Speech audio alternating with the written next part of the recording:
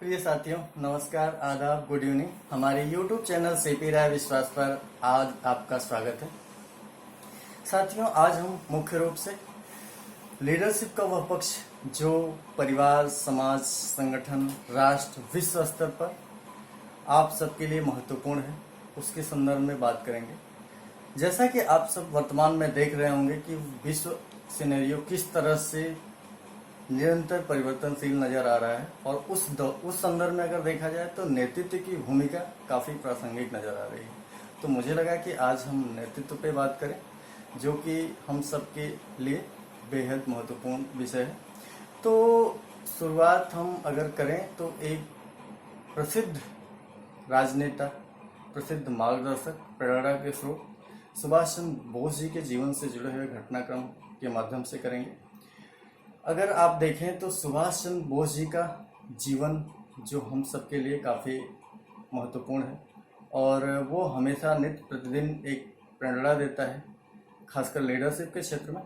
तो उनकी अगर घटनाओं से कोरिलेट करके अपनी बात को आगे बढ़ाएंगे तो शायद आप आसानी से उस चीज़ को समझ पाएंगे। नेताजी के नाम से मशहूर सुभाष चंद्र बोस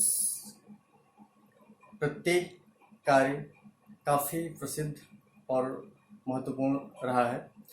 अगर आप देखें कि उनका जो भी कार्य था हम सबके लिए काफ़ी मार्गदर्शन का काम करता है और प्रत्येक घटनाक्रम उनका जो भी खासकर लीडरशिप से जुड़ा हुआ था वो इंसान को एक किस तरह से कठिन और समय में और मतलब कठिन चुनौतीपूर्ण परिस्थिति में अपने आप को किस तरह से एक एक पग आगे बढ़ाना चाहिए, इन सारी चीज़ों का सुभाष चंद्र बोस ने बेहतरीन उदाहरण पेश किया है।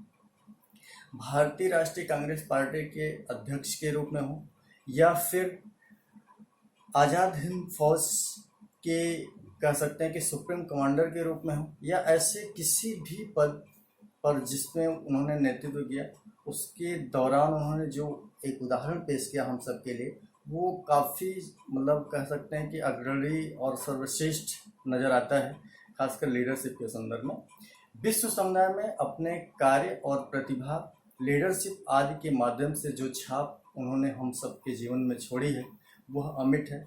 वो कभी कहते हैं कि हम लोग भूल भी नहीं सकते हैं। उन्होंने जो भी एक कार्य किया, खासकर जो अपने जीवन में कार्य के दौरान हम लोगों को एक प्रेरणा का कार्य करता है, उसके संदर्भ में अगर बात करें तो उनके हर कार्य जो कि हम सबके लिए एक मार्गदर्शन है, उसके संदर्भ में कहा जाता है कि वैचारिक मतभेद होने के बावजूद अनेकों लोगों से उनका वैचारिक मतभेद था, फिर भी वो अगर जब बात आती थी कि किसी के मतलब सहयोग की, सहायता की, और उस दौरान वो कभी नहीं झिझकते थे।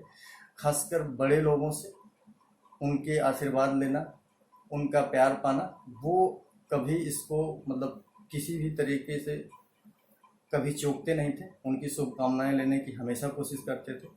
तो आप देखते हैं कि जिस तरह से उन्होंने विपरीत परिस्थितियों में और कठिन समय के दौरान एक अच्छा तरीके से नेतृत्व करने की कोशिश किया और लोगों को अपने पक्ष में मोड़ने की कोशिश किया, वो हम सबके लिए काफ़ी महत्वपूर्ण है।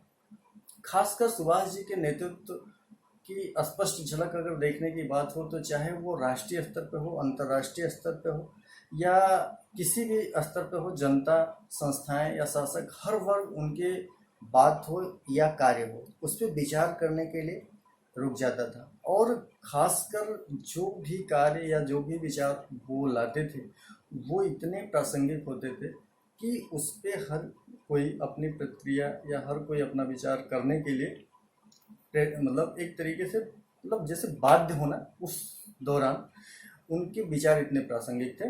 तो हम कह सकते हैं कि जिस तरह से उन्होंने एक अद्भुत तरीके से अपने व्यवहार और कुशलता के माध्यम से जो परिचय दिया नेतृत्व का, वो हमेशा एक प्रेरणा का स्रोत रहेगा। तो अगर हम अपनी बात को आगे बढ़ाएं तो उनका अगर कहा जाए कि किसी भी तरीके से जो खासकर जो नारा उन्होंने दिया था, जैसे आप जानते होंगे कि पूर्ण स्वराज की बात किया उन्होंने, या तुम मुझे खून दो मैं तुझे आज़ादी दूंगा, ऐसे मतलब दिल्ली चलो, ऐसे बहुत से नारे थे जो उन्होंने मतलब उस दौरान उस परिस्थिति में दिया था। वो सब हम लोगों के लिए भी कहीं न कहीं से मतलब किस दौरान किस तरह से लोगों को मोटिवेट करना चाहिए, किस तरह से लोगों को अपने से जोड़ना चाहिए, ये सारी चीज़ें उनके व्यक्तित्व में, उनके नेतृत्व में दिखाई पड़ती थी। और 1937 की बात करें तो उस दौरान जापान ने चीन पर आक्रमण किया था और सुभाष चंद्र बोस जी ने चीन की जनता का उस समय मतलब एक तरीके से समर्थन कहिए या सहयोग कहिए किया था। ऐसा नहीं है, फिर उसके बाद कुछ दिनों बाद कुछ घटना ऐसी घटे कि सुभाष चंद्र बोस जी को जापान से भारतीय स्वतंत्रता संग्राम आंदोलन के दौरान जापान से भी मदद लेनी पड़ी और जापान ने उनका सहयोग एक तरीके से किया। तो ऐसा नहीं है कि उन्होंने मतलब किसी भी तरीके से एक बच्चे हर तरीके से संतुलन साधना हो नेतृत्व के साथ, वो बेहतरीन तरीके से सामंजस्य बैठा करके आगे बढ़ते थे और सबको साथ लेकर के जैसी परिस्थितियां आती थी, जैसा समय रहता था उसके साथ उस तरह से कार्य करते थे।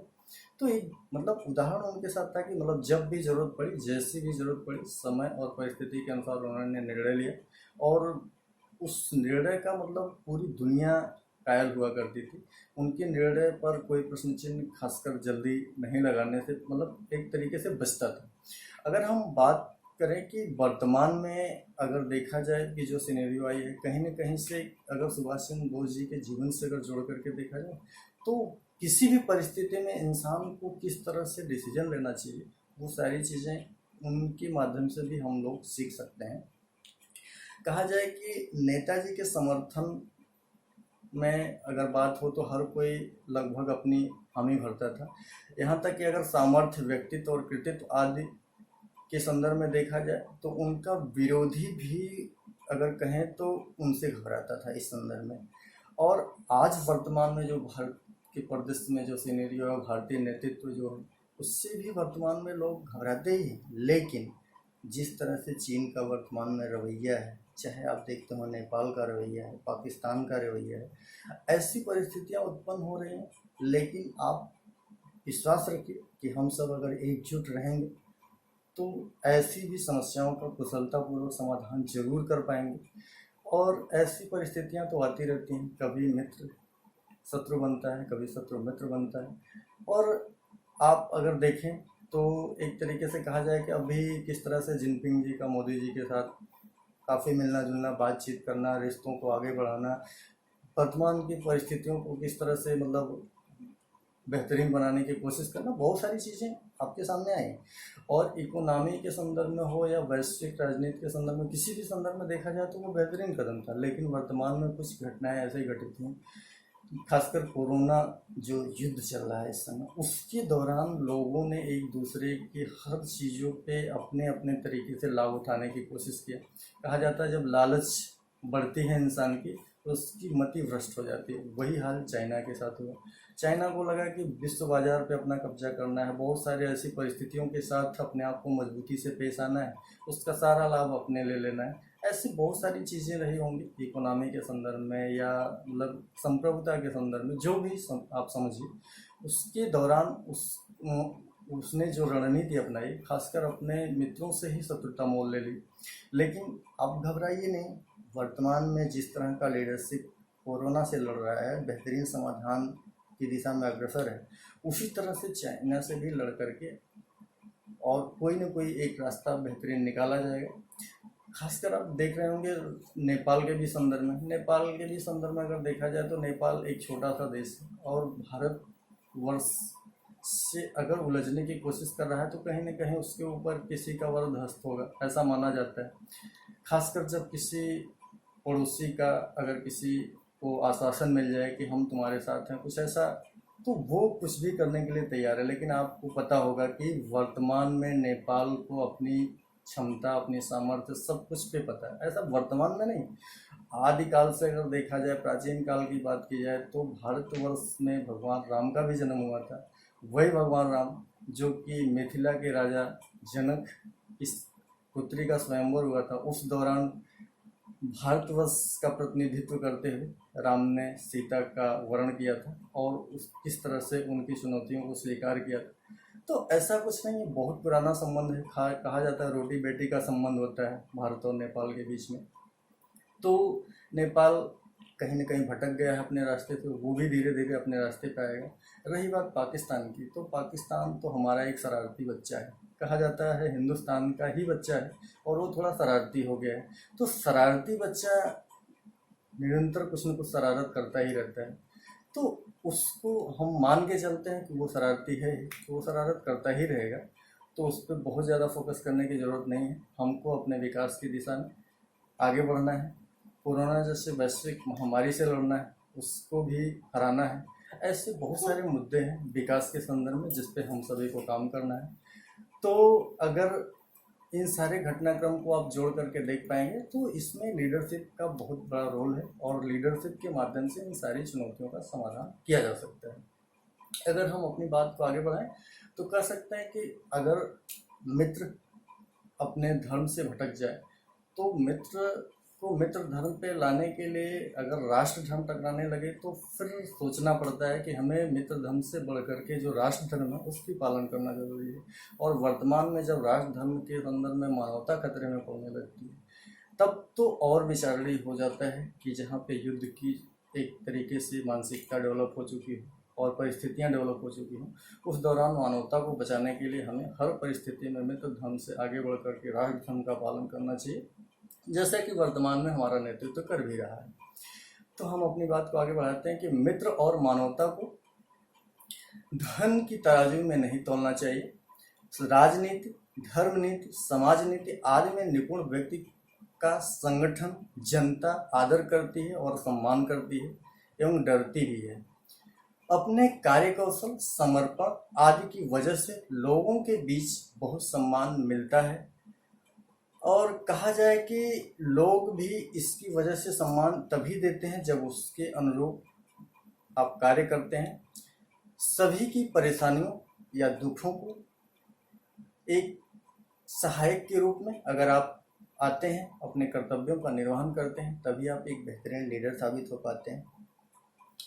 अगर रही बात की चुनौती आती है, और चुनौतियां आई भी हैं, बहुत सारी चुनौतियां सामने भी हैं, तो अगर कोई भी चुनौती नेतृत्वकर्ता को निखारती है ऐसा माना जाता है, और उसे निरंतर आगे बढ़ने हेतु तो प्रेरित भी करती है।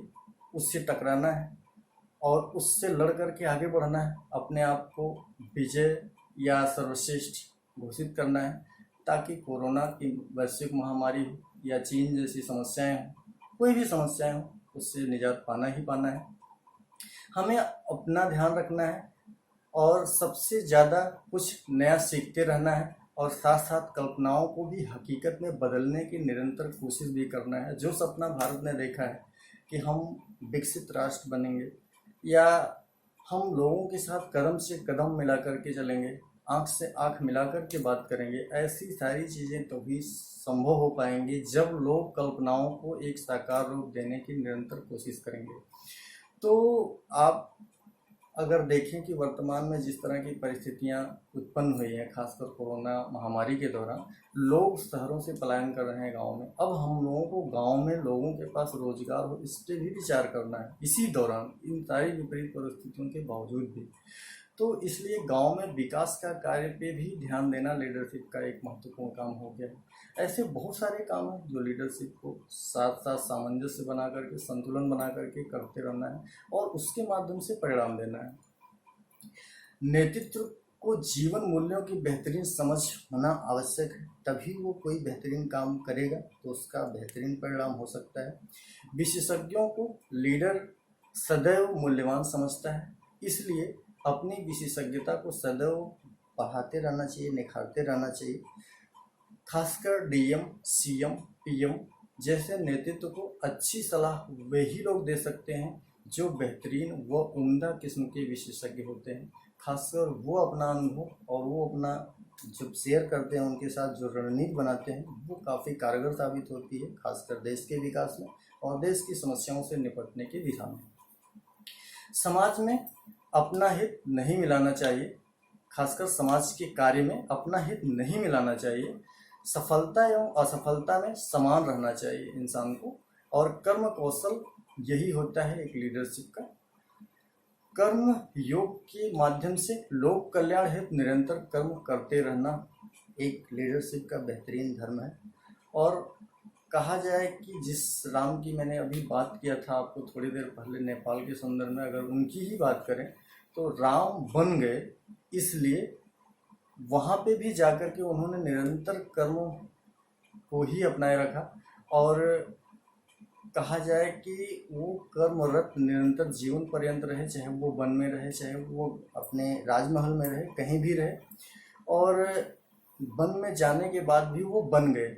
ये एक महत्वपूर्ण उदाहरण हम सबके लिए है कि हम सबके जीवन में आदर्श पुरुष के रूप में आए, और वो वन में रहने के बाद हो चाहे राजमहल में रहने के बाद हो, वो कर्म की ही दिशा में आगे बढ़ते रहे। और अनेक परिस्थितियां विपरीत होती गई, समय उनके प्रतिकूल होता गया, लेकिन उन्होंने कभी हिम्मत नहीं हारी, वो वन से लौट करके फिर राजमहल में आ गए। तो इंसान अगर समय और परिस्थिति का सामना करता है तो निश्चित ही वो सफलता के मंजिल पे पहुंचेगा, भले ही थोड़ा सा घूम करके या लेट लतीफ पहुंचे, लेकिन पहुंचेगा जरूर। आदर्श लीडर के रूप में शौर्य, धैर्य, यश, कीर्ति, ज्ञान आदि के प्रतिबिंब के रूप में राम को इसीलिए जाना जाता है। इसलिए ज्ञान दान, धर्म दान, कर्म दान का समाज हित में उपयोग करना आवश्यक होता है। तभी इंसान एक बेहतर लीडर के रूप में, एक बेहतर प्रशासक के रूप में उभर कर सामने आता है। लीडर संगठन, समाज व देश के लिए होता है, और प्रत्येक सदस्य को भी सोचना चाहिए कि उसने संगठन, समाज या देश के लिए क्या किया है। खासकर उसे क्या करना चाहिए इस पे ज़रूर विचार करना चाहिए। और रही बात कि किसी भी परिस्थिति में एक इंसान को, चाहे वो परिवार में हो, समाज में हो, किसी संगठन में हो, या देश की किसी प्रतिष्ठित पद पे हो, अगर खासकर नेतृत्व के पद पे, तो उसे किस तरह का दायित्व, किस तरह से अपने कर्तव्यों का निर्वहन करना है ईमानदारी पूर्वक, इस पे विशेष कर ध्यान देना चाहिए। साथ ही सदैव लीडर व सदस्यों को यह भी ध्यान रखना चाहिए कि संगठन या समाज उसके उपभोग के लिए नहीं है, उसके कर्म क्षेत्र के लिए है, कार्य करने के लिए है, ताकि उससे समाज का, देश का हित हो सके। संगठन से बड़ा कोई नहीं होता है, और चाहे वो मुखिया हो या सदस्य हो या लीडर हो, कोई भी। कहते हैं कि इसलिए हमें संगठन, मुखिया एवं सदस्य तीनों के बीच संतुलित व उचित नज़रिए से देखना जरूरी होता है। और क्योंकि सभी का होना एक दूसरे के लिए लाभकारी साबित होता है, किंतु अवश्य ध्यान रखना चाहिए कि संगठन से बड़ा कोई व्यक्ति या कोई संस्था या कोई मुखिया या कोई भी सदस्य नहीं हो सकता है। और अगर बात करें कि यह तभी संभव होगा जब कोई लीडर प्रतिभा का दास नहीं बनता है, वो अपने कर्तव्यों के माध्यम से सही दिशा में निरंतरतापूर्वक सही कार्य करते हुए आगे बढ़ता है, तभी वह यह सब कुछ कर पाता है और बेहतरीन उदाहरण पेश कर पाता है। तो आज हमने आपके सामने जो विषय रखा वो खासकर उस घटना क्रम को एक तरीके से मतलब बेहतरीन समाधान दे सकता है। इन सारे चीज़ों पे अगर कोई लीडर विशेषतः ध्यान दे तो किसी भी परिस्थिति में, किसी भी समय, किसी भी चुनौतीपूर्ण तरीके निजात पाने के लिए बेहतरीन समाधान पे वो पहुंच सकता है। अब हम अगर अपनी बात को समाप्त करें तो एक अंतिम पंक्ति के माध्यम से कहेंगे कि जिनमें अकेले चलने के हौसले होते हैं, जिनमें अकेले चलने के हौसले होते हैं, एक दिन उनके पीछे ही काफिले होते हैं, एक दिन उनके पीछे ही काफिले होते हैं। भारत तब भी विश्वगुरु था और आज भी विश्वगुरु बन सकता है अगर वह समस्त चुनौतियों का सामना करते हुए विपरीत परिस्थितियों में भी सही समय पर आगे बढ़ता रहेगा। तो वो दिन दूर नहीं कि हम फिर एक विश्वगुरु के रूप में, एक विश्व लीडर के रूप में उभर सकते हैं और कार्य कर सकते हैं। आपने हमारी बातों को सुना, इसके लिए शुक्रिया, धन्यवाद। आगे फिर मिलेंगे कुछ नए विषयों के साथ, तब तक के लिए आपको शुक्रिया, धन्यवाद। आप हमारी वीडियो को देखें, सब्सक्राइब करें, शेयर करें, लाइक करें, कमेंट करें। शुभ रात्रि।